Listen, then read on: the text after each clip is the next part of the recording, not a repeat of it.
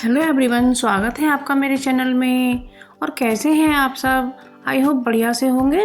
तो मैं रोज़ की तरह एक नई वीडियो लेकर आ चुकी हूँ। वीडियो आपके लिए बहुत ही यूज़फुल होने वाली है और बहुत ही इंटरेस्टिंग है, तो आप इसे पूरा वॉच कीजिएगा और इसे ज़रूर से देखिएगा। तो आप मेरे चैनल पर नए हैं तो मेरे चैनल को सब्सक्राइब कीजिएगा। तो सबसे पहले तो हम ये आलू की पिट्ठी बना रहे हैं। इसमें हमने नमक, लाल मिर्च, धनिया पाउडर और गरम मसाला ऐड किया है और इसमें हमने ये हरी मिर्च कटी हुई डाल दी है और स्वाद के अनुसार हमने नमक भी ऐड किया है और हम इसको अच्छे से मिलाकर तैयार करेंगे। तो हमें आज आलू के पराठे बनाने हैं जो हमें बिना फटे बनाने हैं और बहुत ही बिल्कुल गोल बनाने हैं। तो हमने अपने हाथों पर ऑयल लगाकर सबसे पहले आप पिट्ठी के गोले बना लें, तो इससे फ्रेंड्स हमारे पराठे फटेंगे बिल्कुल भी नहीं। तो मैंने इस तरीके से सभी गोले बना लिए हैं और मैं अब पराठे बनाऊंगी। तो इस तरह से गोले बनाने के बाद आप कितना भी मोटा गोला पराठे में रख सकते हैं, पराठा आपका बिल्कुल नहीं फटेगा। तो ये ट्रिक बहुत अच्छी है। तो मैंने पराठे पर ऑयल लगाया है, तो आप ऑयल ज़रूर से लगाइएगा क्योंकि ऑयल लगाने से भी पराठा फटता नहीं है और ना ही चिपकता है और फूलकर भी अच्छा आएगा। तो हमें इस तरीके से आसानी से बंद कर देना है। तो अब इसे हमें हाथों से प्रेस करके सूखा आटा लगाकर धीरे धीरे बेलन से दबा दबा कर हमें बेलना है। तो हमारा जो पराठा है ना आलू का, वो बिल्कुल बिना फटे बनेगा। और आप देख सकते हैं फ्रेंड्स, हमने तवे पर इसे डाल दिया है। तो अब इसे हमने दूसरी तरफ से भी पलट दिया है।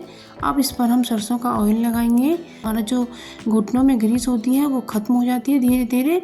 और एक दिन हमें डॉक्टर के पास जाना पड़ता है, तो डॉक्टर हमें मेडिसिन खाने को देते रहते हैं लेकिन उससे कोई आराम नहीं पड़ता है और उसके बाद हमें घुटने बदलने की नौबत आ जाती है। तो इसलिए आप सरसों का तेल यूज कीजिएगा और पराठे सरसों के तेल में बनाइएगा। तो ये जो सरसों का तेल एक्स्ट्रा यदि आपको लगे कि एक्स्ट्रा है तो उसे गीले आटे से पोंछ लीजिएगा और उसे दही के साथ सर्व कीजिएगा। अब हमारी अगली ट्रिक आती है। ये जो मरवे का पौधा होता है इसे भी बनतुलसी या दोना कहा जाता है और इसका भारत में बहुत अधिक प्रचलन है, बहुत पसंद किया जाता है। तो हमने मंजरी से ये बीज कलेक्ट कर लिए हैं और हमने इसे गमले में बो दिया है। तो फ्रेंड्स, हमें इस तरीके से हल्की हल्की मिट्टी ही इस पर लगानी है और हल्का सा पानी इस पर छिड़क देना है। तो हमने कुछ दिन पहले ये प्लांट बोए थे, 4 बीज बोए थे लेकिन 2 ही जर्मिनेट हो पाए हैं। तो इसमें कारण हमारा रहा कि हमने इसमें पानी ज़्यादा दे दिया या बारिश भी बीच में हुई थी, तो इसी वजह से हमारा 2 पौधे जर्मिनेट नहीं हो पाए।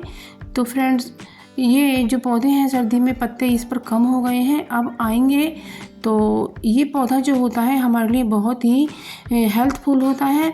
इसमें बहुत खुशबू होती है, जब इसे हम छू लेते हैं तो हमारे हाथ में उसके बाद भी भीनी भीनी खुशबू रह जाती है और इसकी चटनी भी बनाई जाती है। और ये जो तुलसी होती हैं तो इसलिए इन्हें माता पर भी चढ़ाया जाता है और इसकी जो मंजरी होती है वो भी चढ़ाई जाती है। और इसकी जो पत्तियां होती हैं ना, तो हमारे यदि त्वचा में कोई एलर्जी हो जाती है तो इसकी पत्तियों को पीस करके लेप लगाया जाता है जो कि बहुत ही आरामदायक होता है। और ये हमारा पुदीना है।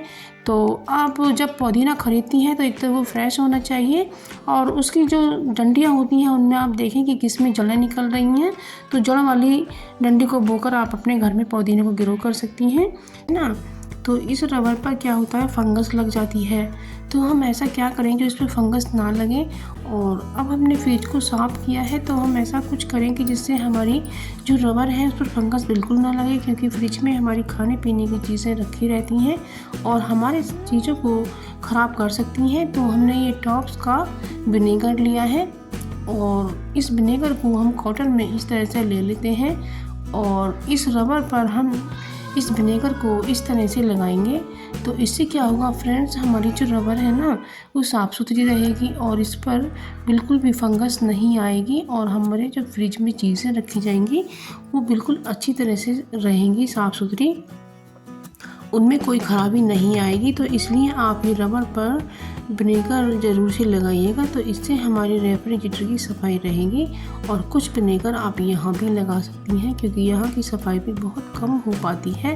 तो इस विनेगर से तो लाइटर जो हमारा होता है हमें बार बार अपने हाथों में लेना पड़ता है, और हम जब खाना बना रहे होते हैं तो कभी इसमें आटा लग जाता है, कभी दाल लग जाती है और कभी ऑयल लग जाता है, और हमारे लाइटर में गंदगी घुस जाती है और हमारा लाइटर काम करने बंद कर देता है।